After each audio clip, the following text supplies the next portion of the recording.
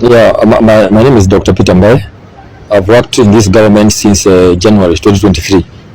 I was first appointed as Secretary of Investments Promotion, and I was appointed as head of Ministerial Delivery Unit in the Ministry of Investments, Trade and Industry. I was working under the CS, Moses Kuria, and we did a lot of work, extremely. I have served this government with a lot of passion, commitment, sacrifice, completely, because I was one of the people who actually founded, UDA, Kenya Kwanza from Nakuru. I campaigned, I was at the forefront. So I believed in this movement. I believe in the party and the government like wholesomely. So when I was given a chance, we did a lot of work on investments. You have seen the reports this year that Kenya, the kind of investment that came to Kenya is beyond. We surpassed Nigeria, we surpassed Egypt, we surpassed all South Africa actually. All the other countries in Africa. That is the work that we planted that time. Number two, the issue of manufacturing. We were able to launch 17 county aggregation industrial parks. 17 of them. We were targeting 47. But again, we reached there before we were transferred. And of course, the issue of trade. We were able to open very many trade issues with all over the country, AFCFTA, to open the market in Africa. That's what we did within 9 months. So we were moved to public service, where I was appointed head of programs when the minister was moved.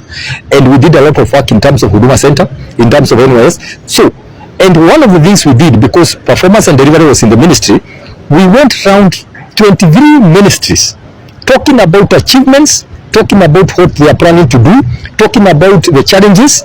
We literally visited the ministers and the PSs. So when I was appointed as a head of government delivery service, I thought they knew the kind of person I was, that I want to work.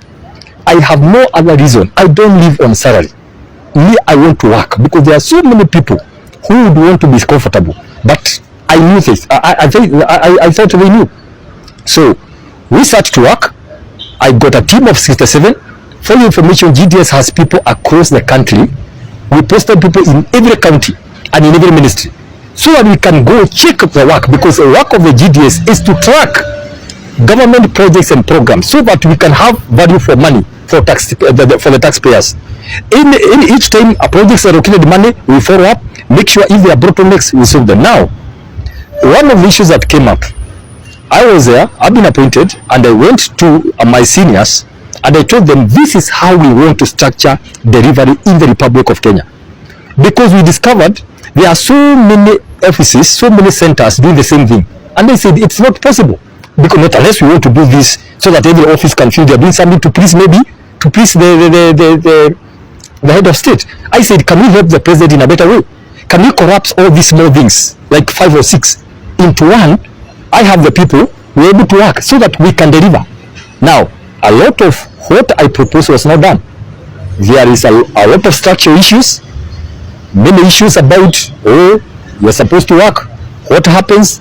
The issue of the working issues and other issues. In short, there's been a lot of frustrations, and I don't want my name. I have a history. I have a record where I've come from for the last 10-20 years, where I've worked before in my county of Nakuru. What I've done, I don't want to come and mess it here because I got a job. If the work cannot be done, I don't want to be associated, because what will happen, one day somebody will ask me, why didn't you deliver? Then I say, I had issues. They will ask me, why didn't you say then? Why now? Then something will happen, everybody will go, it will be said that the guy who is head of GDS is this one. I better speak early today to say, I don't think the kind of how the government tracking delivery work is being done is going to produce the results that we promised Kenyans. That is what I think. That's my thought. I have not thought about this today. This is something I've been thinking for the last 6 months, giving advice. By the way, when I say consistently, I've met everybody else who is my senior to try to tell them how we are going to work. And since they announced my appointment in a big way, in a big rally where the president was, the then deputy president, everybody in Nakuru, and they said, we have given somebody from your village here the work to help us as a country. I had to go back and tell the nation I am no longer there, so that nobody will stop me to ask me anything about this government. And if you try something genuinely without the passion, it's not accepted, we don't fight. You just say, well, I'll just come in to help. If it's no longer possible, I'll just walk away. No, hakuna mabishano. There's no need of trouble. That's why I just said, it's okay. Wacha ifike mwisho. I've tried. It's not possible. But number two, very importantly, it's not possible to do development in a toxic political environment. Let me say this again. It is not possible. Anytime development sees conflict, it runs away. Anytime development sees conflict, you can only do projects and program when people are at peace and they are appreciating. So when the political environment as it is today becomes so toxic, when people are standing leaders abusing other communities openly, when they are abusing other people, how do you take development to them as government? If today I go on radio TV to begin talking about projects, the people are hurt because they were abused very badly. It cannot work. So either we decide that we suspend performance and delivery of government until after the elections, because it's not possible to do both. Toxicity in the atmosphere cannot go hand in hand with performance and delivery. So I'm an expert on leadership and governance. I can tell you, I'm an expert on delivery. That's what I've done for the last 2 years. I've been in this government, and it's not possible. So if we decide as a nation that we want to suspend everything else, we do politics and abuse every other person, including leaders. They go abusing each other community. You are causing hurt feelings. You are causing pain. You cannot go and promise them project. It's not possible. So why should I spend my time in something I know is not productive? I would rather just say, kila mtu alitoka kwao. You know, hakuna haja kubebana hivi. Mnabebwa hivi namna hii.